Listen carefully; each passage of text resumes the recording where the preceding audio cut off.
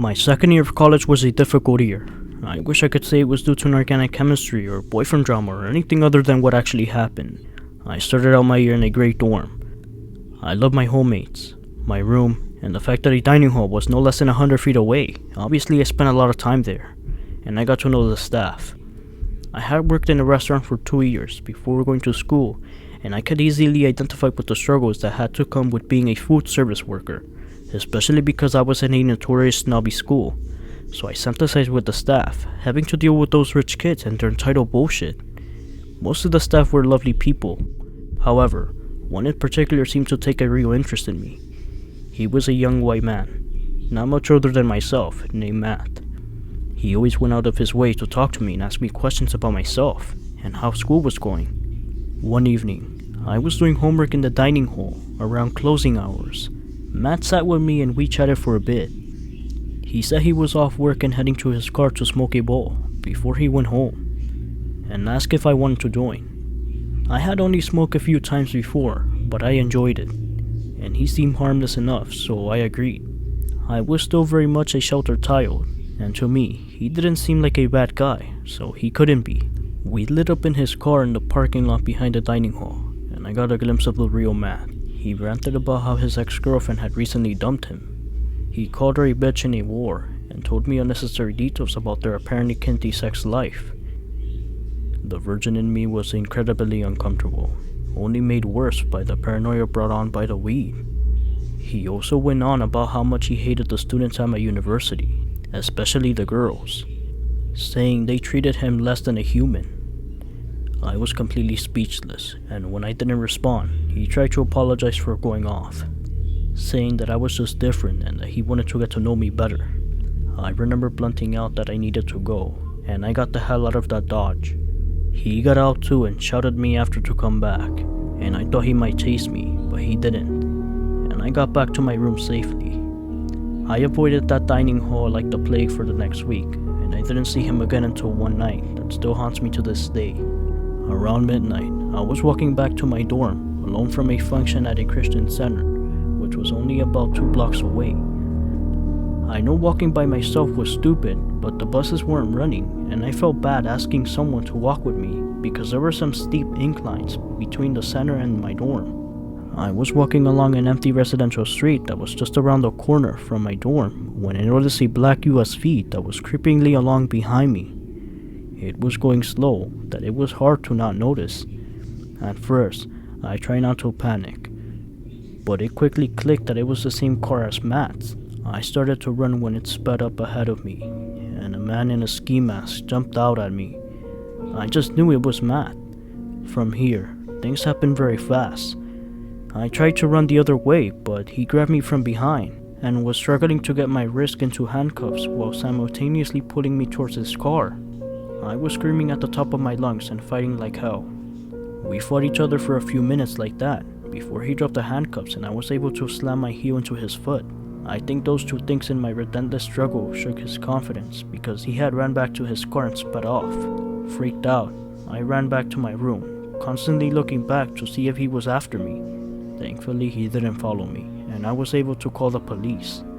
I was very lucky that night, not only because I got away, but also because he was caught shortly after I called 911. He was arrested, and when the police searched his car, they found handcuffs, duct tape, and a knife. During interrogation, he confessed that he was bitter and depressed over his breakup and wanted to make someone feel pain like he feels it. Nearly a year later, after a painful testimony from me, he was convicted to 40 years in prison with a 32-year suspension for abduction and intended to defile. Please note, I have included photos where appropriate because otherwise the description of everything go on and on. When I was 11, my family of 6 decided to make a move from suburbia to a lovely rural bungalow. I have 3 sisters, aged 9, 12, and 18 at the time. We were all excited for the privacy and isolation of our new home. For once in our lives, we would have no neighbors and a large yard to play in. Our new home had large picture windows, giving us a beautiful view of the farmland around us. My parents disliked curtains because there were no neighbors and they collected dust, so we all figured, what's the point? The summer there was so much fun. Every morning I would get up and take my dog for a walk around the woods in our backyard. I absolutely adored the feeling of being alone and was enjoying the freedom of our new space. Fall eventually rolled around, and I continued my routine of walking my dog both in the morning and after school. I remember one morning while walking my dog, I began feeling uncomfortable. I was alone in the woods. There was no one around, but I still felt as though I was being watched. I had shivers down my back for the entire walk, and for an 11-year-old, I just felt really strange. My dog was acting weird too. I kept trying to go further into the woods, but she kept trying to pull me towards our shed. The shed rested at the very back of our yard, on the edge of the woods where the trees thin out quite a bit. I didn't like how I was feeling, so I picked my dog and brought her back to the house and went on with my day. Days went by, and I just couldn't seem to shake this feeling of being watched, especially when I was in my bedroom, which had a huge window in it that overlooked our backyard. The view of the woods that I had previously loved was beginning to scare me. I assumed that it was just because of the fall, and the forest started looking kinda gloomy. I started having nightmares about waking up in the middle of the night and seeing the figure of a man in our backyard. Weird things kept happening around our house. We all suddenly noticed that we were eating things like bread a lot quicker. Every morning half of a loaf of bread would be gone, and my parents would attribute this to their hungry growing children. One evening, I woke up and heard noises coming from our family kitchen, which was just down the hall from my bedroom. It sounded like someone had come home, and I assumed it was my oldest sister. The only thing that was strange was her footsteps. It sounded a lot heavier than they usually do. The noise stopped very quickly and I was able to fall back asleep. In the morning, my mom asked me and my two sisters if we woke up last night to make food. We all said no, and then I asked if it was my oldest sister. My mom told me that she was staying at her friend's house last night, and then thought it was probably the dog making noises.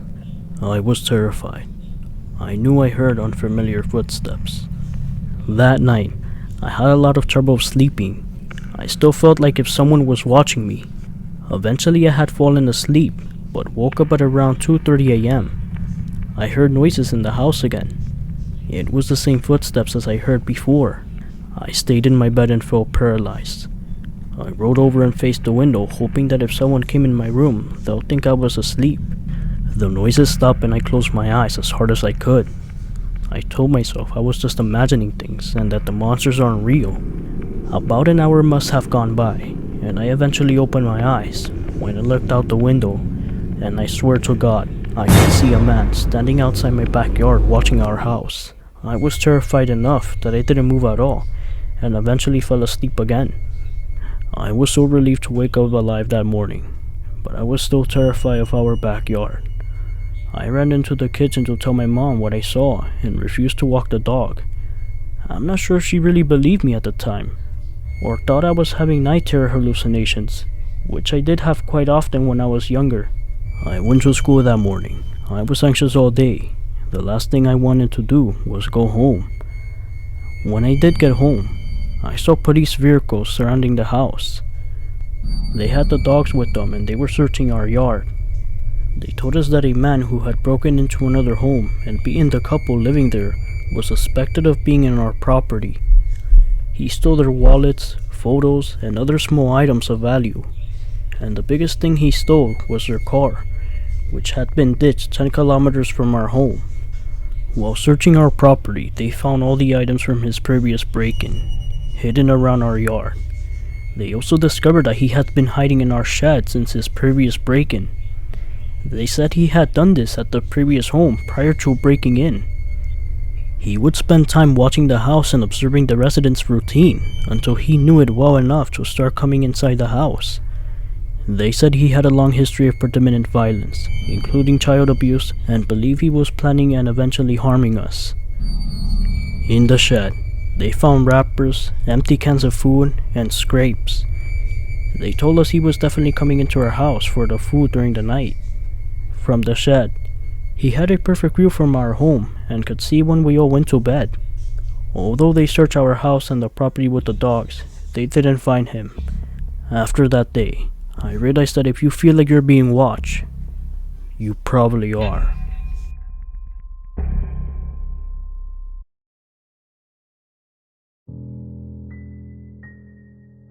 I was just 18 then, attending a Laura's wild birthday party at her house, where the booze flew freely. I had a policy of only drinking what I personally poured out of a bottle, or an unopened can. I was normally very careful. Towards the middle of the party, I was introduced to Eric, a friend of a friend's. After a few jokes, he said, "I could really use some coffee right now." He then proceeded to reach out into his bag and pulled out a stench of instant coffee and a bottle of Nutella. I was intrigued. He went into the kitchen and came back with a steaming mug, and I swear to God, the smell of Nutella coffee was heavenly. So heavenly that I forgot to be careful. He watched me for a moment. Then, he insisted that I take it. It didn't take much convincing from him. I thanked him, and I drank the coffee happily.